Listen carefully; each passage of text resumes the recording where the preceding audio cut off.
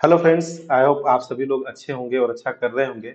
आज हम जानेंगे हमारे इस लेक्चर में importance of housing in town planning के बारे में कि टाउन प्लानिंग में हाउसिंग का क्या क्या इम्पोर्टेंस है। और पूरी सीरीज में हम लोग हाउसिंग के बारे में ही जानेंगे। लगभग 6-7 लेक्चर हम जो है हाउसिंग के बारे में ही पढ़ने वाले हैं। आने वाले छोटे छोटे से लेक्चर होते हैं अपने 5 से 10 मिनट के, तो आप प्लीज इसको पूरा देखें।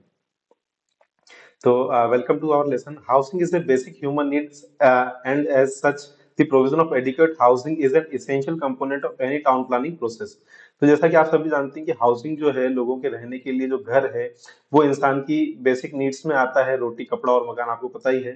तो हाउसिंग मतलब सरकार के अकॉर्डिंग या टाउन प्लानर के अकॉर्डिंग हर एक व्यक्ति को जो घर उसकी जो बेसिक नीड है वो अवेलेबल होनी चाहिए, उसके सर पर छत होनी चाहिए, है ना। In this lesson we will discuss the significance of housing and in town planning the different factors that need to be considered when planning for housing in a town। क्या क्या अलग अलग फैक्टर्स का हमें ध्यान रखना चाहिए जब भी हम हाउसिंग की बात करते हैं टाउन प्लानिंग में, इस बारे में हम इस पर्टिकुलर लेक्चर में जानेंगे। तो housing as a basic human need, तो आप सभी लोगों को पता है कि घर जो है आज की तारीख में हम सब लोगों की बेसिक ह्यूमन नीड है। सभी लोगों को घर चाहिए। Housing is a fundamental need that provide shelter, safety, security to individual and their families. जो भी व्यक्ति हैं उनको सेफ्टी प्रोवाइड करता है, सिक्योरिटी प्रोवाइड करता है उनकी फैमिली को। Without adequate housing individuals are expose to the elements and can suffer from health safety hazards leading to a lower quality of life. तो अगर आपको अच्छी क्वालिटी ऑफ लाइफ अगर जीनी है तो वहां पर आपके लिए एक अच्छा घर होना आवश्यक है। और अगर आप अच्छी क्वालिटी ऑफ लाइफ की एक्सपेक्टेशन करते हैं, सेफ लाइफ की एक्सपेक्टेशन करते हैं आपकी फैमिली के लिए, तो हमें बोल सकते हैं कि हमें एक अच्छा घर चाहिए। और उसके बिना हम लोग जो है सफर कर सकते हैं सेफ्टी और हेल्थ से रिलेटेड जो प्रॉब्लम्स है उनसे। Impact of housing on the economy, economy पर हाउसिंग का क्या प्रभाव आता है। The housing sector is an essential component of the economy as it generates employment and income for significant number of people. अब जो हाउसिंग है वो अलग अलग लोगों के लिए इनकम सोर्स जनरेट करता है। सबसे पहले जैसे कि मैं खुद भी सिविल इंजीनियर हूँ, तो सबसे पहले जो सिविल इंजीनियर्स हैं उन लोगों के लिए जो हाउसिंग है, घर बनाना, वो एक इनकम जनरेट करता है ना। दी construction maintenance housing provide the employment opportunities for architects, engineers, builders and maintenance worker. तो अब आपका घर है तो वहां पर आपको प्लम्बर भी चाहिए, है ना। ठीक है, प्लम्बर होता है, इलेक्ट्रीशियन होते हैं, ठीक है, इलेक्ट्रीशियन होते हैं, आपकी जो मेड है, ये घर वाले जो है मेड होते हैं, ड्राइवर है। तो जो आपका घर है वो एक तरह से बोल सकते हैं कि हजारों लोगों के से जुड़ा हुआ होता है अलग अलग तरीके से। उसमें आर्किटेक्ट्स भी काम करते हैं, इंजीनियर्स भी काम करते हैं, इंटीरियर डिजाइनर भी काम करते हैं, बिल्डर भी काम करते हैं, मेंटेनेंस वर्कर्स भी काम कर सकते हैं, है ना।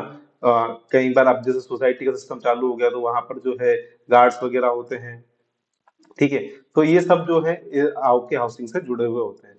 Social cohesion and community development, housing से कैसे सोशल कोहेजन होता है, कम्युनिटी डेवलपमेंट होता है। Housing play crucial role in promoting social cohesion and community development. जो सांप्रदायिक सौहार्द या अपन ऐसा बोल सकते हैं सिंपली लैंग्वेज में, कम्युनिटी को डेवलपमेंट करने में हाउसिंग का बहुत बड़ा रोल है। Adequate housing provides a sense of belonging and helps individual to build social network with in their communities. तो अगर आपकी हाउसिंग सही है, आपके लोग, अगर आप अच्छी बस्तियों में नहीं रह रहे हैं, आप एक अच्छे घर में रह रहे हैं, तो आप जो है नेटवर्क, आप अपनी कम्युनिटी से नेटवर्क बनाने में भी आपको बहुत अच्छा सी मतलब अच्छी हेल्प हो जाएगी। In contrast poor housing condition can lead to social exclusion and their deterioration of community bonds.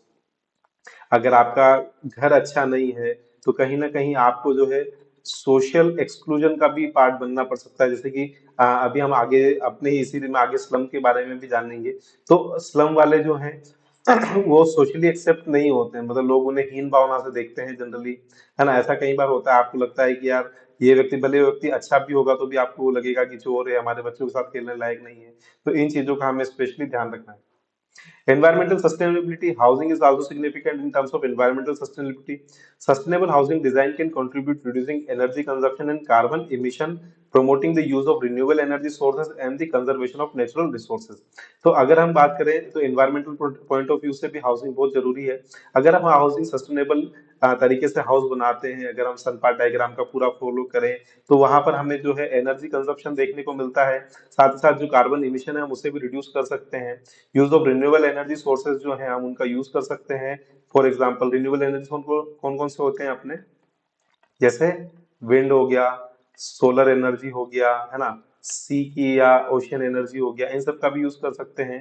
Conservation of natural resources, तो घरों से क्या होता है, अगर आपके घर एक लिमिट के अंदर बने हुए हैं, है ना, आपका ये रेजिडेंशियल एरिया है, अगर यहीं घर बने हैं तो आपका जो नेचुरल रिसोर्सेज है आप उनका भी कंजर्वेशन कर सकते हैं। Factors to consider when planning for housing, जब भी आप घर के लिए प्लानिंग करते हैं एज अ टाउन प्लानर तो आपको क्या क्या फैक्टर कंसिडर करने पड़ते हैं।